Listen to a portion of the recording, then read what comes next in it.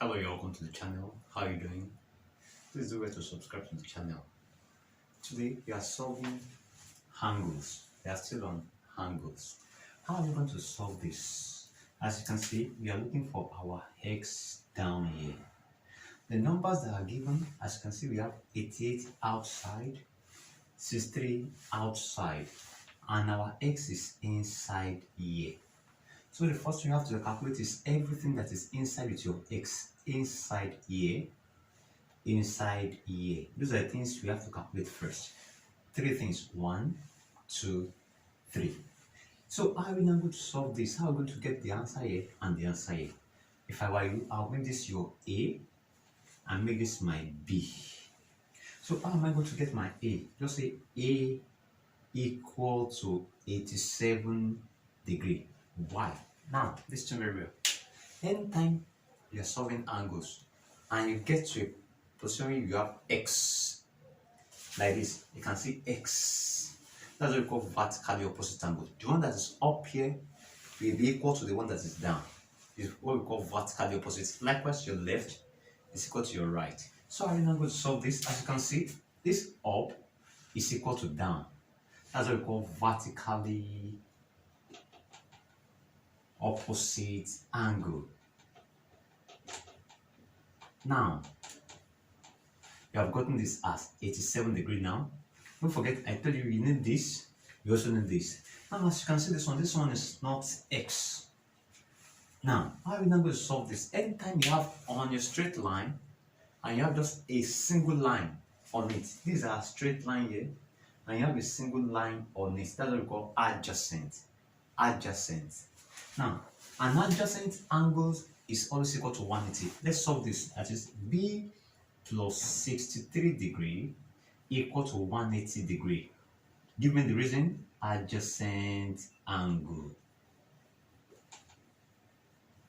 So my B is now going to be 180 degree minus 63 degree, which is 117 degree.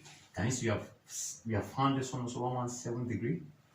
So we now have 117 degree, x, and 87. Can you see what we now have here? We now have something like this. Here we are now looking for our x. This is now 117 degree, and this is now 87 degree. So I'm now going to solve our x.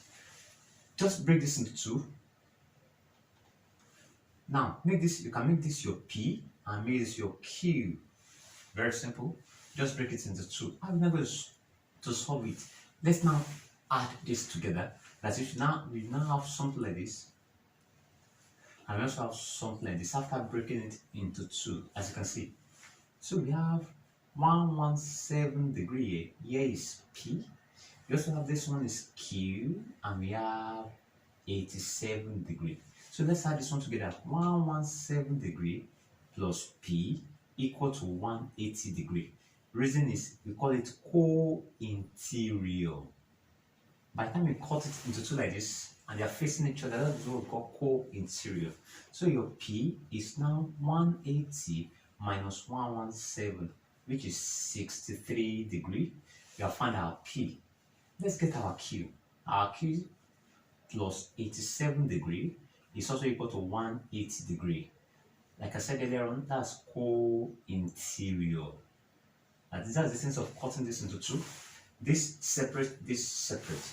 So our Q is going to be 180 minus 87 degree, which is 93 degree. As you can see, we have found our P, and our P is 63 degree.